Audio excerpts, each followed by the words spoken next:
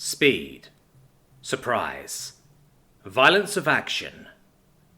These three directions were how one survived engaging a boarding action or breaching small spaces. Speed, surprise, violence of action. If you lost any one of them, the enemy gained the advantage, for the defender always had the edge.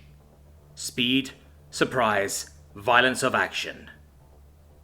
When grenades fell from silent ventilation into the gathered groups of corpses and boarding marines, the pirates had the surprise. As the flashbangs and concussive grenades detonated, they gained violence. As the sealed doors flew open and laser fire began to lance out, impacting shields and armor, they had violence of action. They moved quickly into prepared defenses, kicking aside corpses and throwing bodies over barricades to add more protection, speeding to take their places in this dance. The pirates were leading this fight, and the boarding marines were pinned down. Something had to change. "Form a circle and return fire!" Salt 1, First Lieutenant Uraf called out, dragging Private Snoofy into the center of the boarding shield ring. "And keep those plates planted. If anyone lets a frag roll between them, I'll kill you myself." It took every speck of willpower for Snoofy to shove her helmet back and get her rifle firing, shooting at anything, even as the projected laser lines began to fill her HUD. It took every bit of training to not just curl into a ball and hide. It took the sheer weight of her larger LT's presence at her back to let her bring her rifle and begin firing. 3 targets, 12. 7 at 5. Watch those airlocks, keep them down. Grenade, brace. Impacts, keep steady. The steady chatter of her squad kept her together, grounded. And finally she saw the foe. A ramshackle void suit with a patched-up helmet and deep purple face. A handful of ceramic tiles pulled from industrial equipment hung across their chests like armor, as a cut-down civilian laser, melded to a high-power energy cell, turned the hunting weapon into something with a punch. The Pirate Special.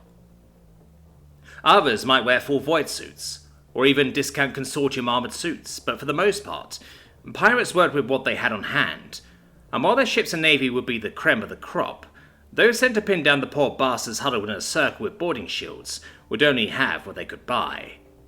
Except for one piece of equipment. A grenade. The pirates' greatest weapon of terror. An oxygenator. Snoofy's co-mother told her once that the most terrifying thing any crew could see was a spread of grenades rolling across the floor, glowing white as the chemical reaction sucked in and consumed every molecule of O2 in the room. Anyone without a helmet was doomed to choke, and those without good seals could see their masks burst or be ripped from their face due to the pressure differential. Her team wore full helmets. The enemy was wearing a mix of civilian helmets, masks, and the occasional full void suit. Her team's helmets had pressure-treated, shock-resistant impact-dispersing glass behind their sealed visual devices. The enemy did not. She leveled her rifle at the bright red grenade resting on the pirate's vest, and fired. Private Snoofy almost smiled as the pirate began to scream, and the oxygenator began to glow white. Actrita Volin gripped the controls of her old fighter as the armored panel drifted away from her hidden hangar bay. Honestly, it could barely be called that. The makeshift cradle had her old Sevesh Standard Aerospace fighter plugged into reserve power and life support, so its very visible engines wouldn't show on any basic scan of the area. And so she was left to sit and wait in her coffin, waiting for the call to scramble, launch and kill. But it wasn't so bad. The Sevesh Standard had seats that could turn around, and since her co-pilot got killed in a brawl 3 months ago, the old cunt's seat was now full of snacks. Volin rolled her head, cracking her neck, as the call to deploy came over the radio, shutting up the stupid beeping the backseat console was making. "Yes, I know I'm close to something else. Shut up," she said with a laugh. It was just a single interceptor and a shuttle. How hard could it be? The last thing to go through her mind was a standard-issue cockpit seeker micromissile. With the sound of shattering glass, the pirate assault was broken. The lesser-equipped pirates began to choke as oxygen left the room, the pressure differential ripping half face masks from their lips and popping open any weak points in visors. As the unlucky pirate with a string of oxygen eaters burning away at their chests screamed, the patrol naval infantry swiftly took initiative back. "All forces," First Lieutenant Yuref called out. "Prepare to move. We are falling back to the gunship to regroup." "LT, what about any survivors?" Private Snoofy asked the Rakiri. First Lieutenant Yuref casually headshot a pirate pulling the pin from a grenade, letting the woman fall back into the panicking crowd of her scumbag compatriots, as the senior officer's soldiers sent out killing bolts in perfect volleys. "We can't help them if we're pinned down for anyone who has a recoilless. All forces, fall back on my mark." There was a pause as everyone reloaded and readied flash grenades. "Mark." "Where the hell are they? I thought we were just fighting a gunship. Did we get bounced by stealth interceptors?" Pilot Nefra Kadesh screamed at her Rio. The back-seater was turning around in her ball turret, searching every which way for the slightest hint of what was hunting them in the dark. The moment the doors dropped, the entire side lit up with explosions, like someone had been waiting for them to appear and give them a target. "I'm not seeing anything. Scanners are fucked and this..." She bashed the console with a hand. "Goddess damned equipment isn't doing anything to stop it. I thought Interceptor ECM was a joke." Rio Krukistar screamed back. "It is. It should be," Kadesh swore, spiraling around, trying to see where the fire was coming from, before there was a meaty smack, and a blue smear appeared on the wing. It was a body. Goddess! It was a body! A large dish drifted in the cloud of debris, showing what remained of their AWACS and EWAR support. "Goddess," Kadesh prayed, "please don't let me die here." Kukistar screamed and let loose a burst of laser fire at a flash of something she saw. There, bring me around. I think I see it."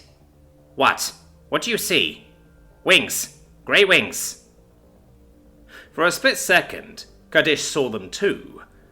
But, unfortunately, the grey-winged hunter was staring back, and its laser cannon had them dead in its sights.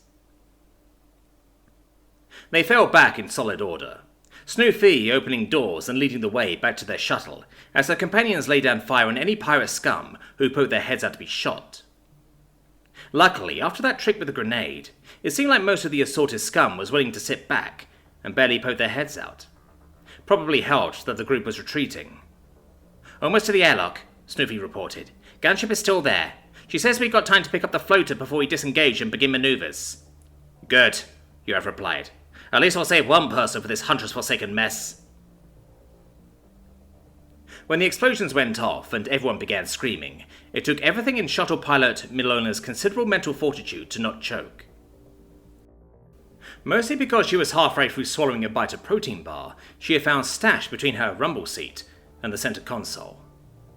Could you blame her? Her meals kept getting interrupted. Miliona pulled her oxygen mask back into place, throwing her barely-eaten protein bar into the center console. "Lieutenant Yuref, what's going on?" "Ambush!" the Rakiri reported. "Are you secure?"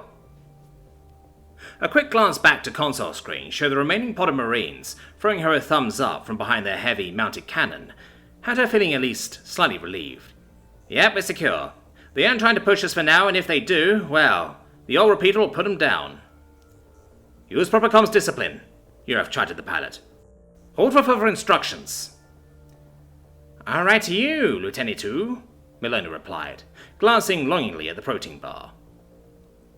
The silence over her radio sounded a victory. She waited longer, anticipating the call, listening in on the naval infantry circle up and fighting well, fighting hard. "Shuttle, we are returning. Prepare to receive us and lift off. We will be rescuing the floater as well." "Shuttle to Salt Actual, I confirm. We have time for the floater," Miliona replied. There was time for snark, and relaying orders was not the time. Probably also wasn't the time to snark during an ambush, but the shuttle pilot had an image to uphold. A quick jiggle of the stick showed all thrusters warmed and ready to go. She could decompress and disengage with the station at a moment's notice. The gravity drives were spooled up, and weapons were ready. It was at that point an alert began to ping on shuttle pilot Miliona's sensor console. Ex-Flight Lieutenant Sentash dove through the void, angling her old model interceptor towards their captured space station. The dishonorably discharged pilot could hardly care that the rest of the scum with her was dying.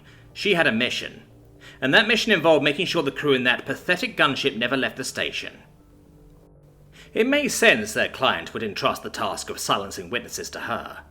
After all, they were the ones who saved her from the noose. Honestly, the male was asking for it, dressed like that. What was the harm in having a little fun? She climbed and twisted through the interlacing superstructure of the station, dancing between struts and sliding underneath rotating segments. And then she saw it. The gunship. Gunship pilots were always disgusting to ex-Flight Lieutenant Sentash.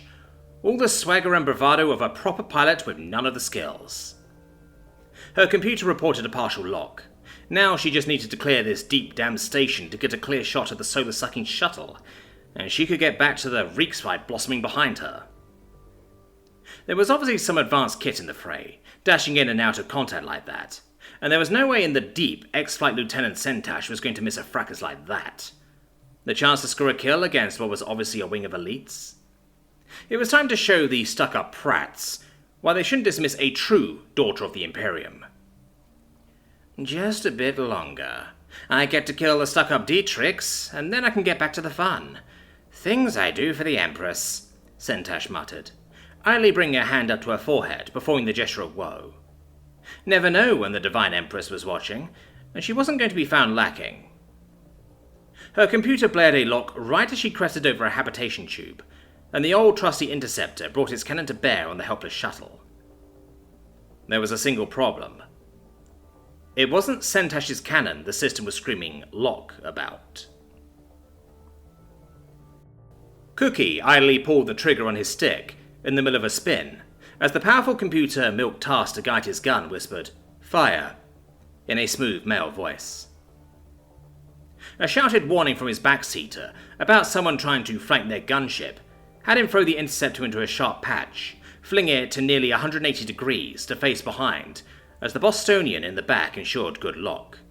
Then, with casual ease, the pair made ace. "That's 4, Milk reported. 16 to go." Cookie finished the incredibly tight loop, letting his helmet roll, relieving some of the stress that had built up from the high-G maneuver. "Say it. You know you want to," Milk said from the back, letting a single moment of levity bleed through the stress. Cookie breathed in and glanced at the tactical map displayed on the console. 16 against 1. Time to dive into the fireworks, the veteran pilot spoke with a savage glee. Those poor bastards.